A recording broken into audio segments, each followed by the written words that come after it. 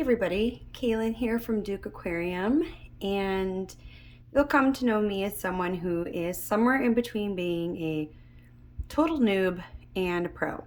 Definitely not a pro, not a noob, somewhere in between, and let me tell you, that in between space is very vast.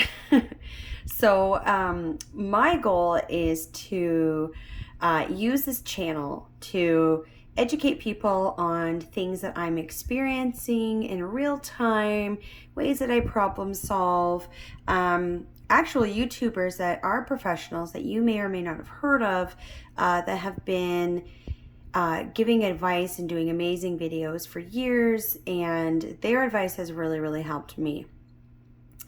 So what you're looking at today is actually has quickly become one of my favorite tanks. I have only 3 right now. I'm planning a bigger one.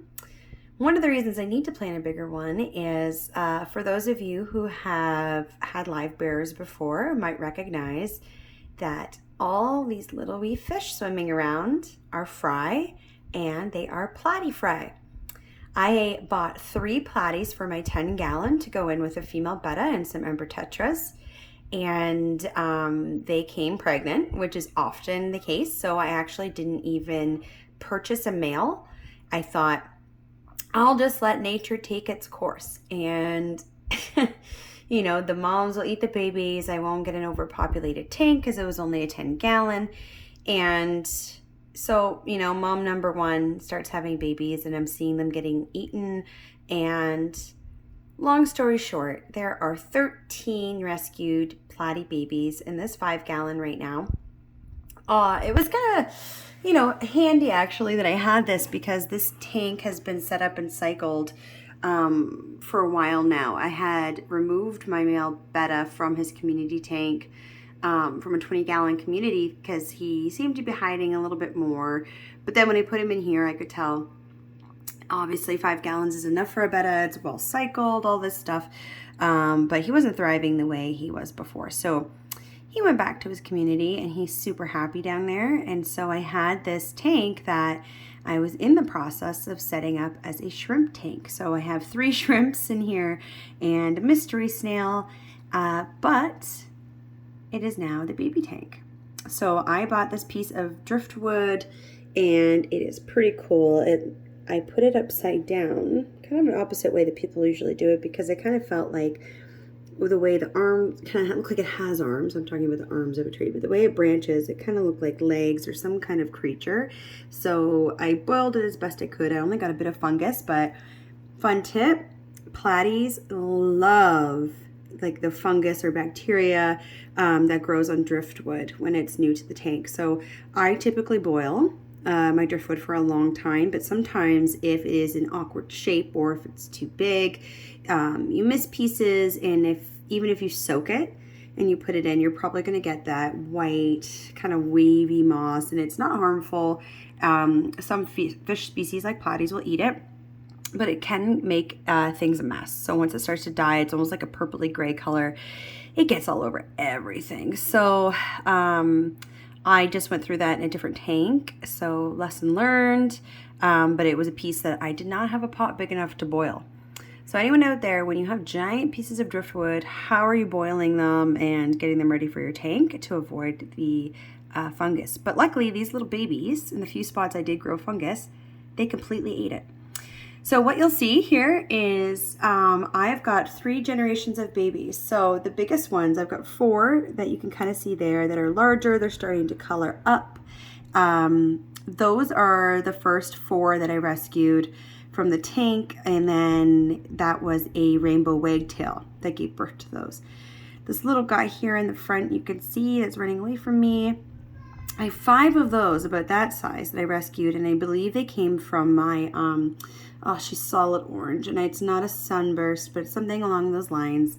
A really pretty platy, and so I'm curious to see if they'll stay orange.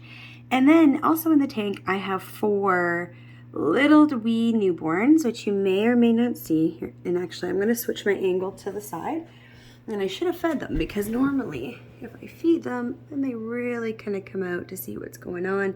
So you may or may not see an even little tiny smaller one sneak by. Sometimes they like to hang out a bit lower in the tank, but as you can see, I've got the bacopa all wrapped around this crazy driftwood, and it makes a great hiding space for them, and it makes, you know, it's great just to have a planted tank. Sorry, the kids are screaming in the background. If you can hear that, that's life. But I've got this dense jungle now, and I love the look of this tank. I have a bit of algae. Obviously, a mystery snail is useless when it comes to cleaning algae off a tank. However, I think it looks pretty good. And I want to give an update that all 13 babies that I rescued are happily thriving. They have been extremely easy to care for. I put them in here where they don't have any threats. They have lots of space and hiding spaces. And I've been feeding them super crushed up tropical flakes along with the freeze-dried brine shrimp, because I can roll it in my fingers and basically turn it into a powder. And I've been feeding them in the morning and at night. And so far, so good. Everybody's doing well. It's a happy little tank. But eventually, in about 3 weeks, the oldest ones definitely have to move on to a bigger tank. And so I am currently priming some filter media, and I'm in the market to get a possibly 55-gallon tank. I haven't decided. It's very hard to find a 40-gallon breeder, which is really what I want, and I'm too chicken to go for the 75. So we'll see where I end up, but the goal is to actually do a female beta sorority, and I'm going to be putting the platys in with them. I find that currently right now my female beta and my platys get along really, really well, and I think it could just make for a really beautiful, colorful tank. I'm gonna move my cories over to the big tank, and then also there's some neorites in there and probably some neon tetras, just for a good balance of color. I have a lot of ember tetras in another tank, and it's kind of fun to pick out a fish based on color, and that's small, and you can get a good school of them in there. So I really look forward to that. And in that tank, I'm actually going to be creating a lot more of these little kind of mini forests with the driftwood and the bacopa. So it's just a big tangled mess, but it makes for a great little territory and blocking line of sight in a really beautiful, natural looking kind of way.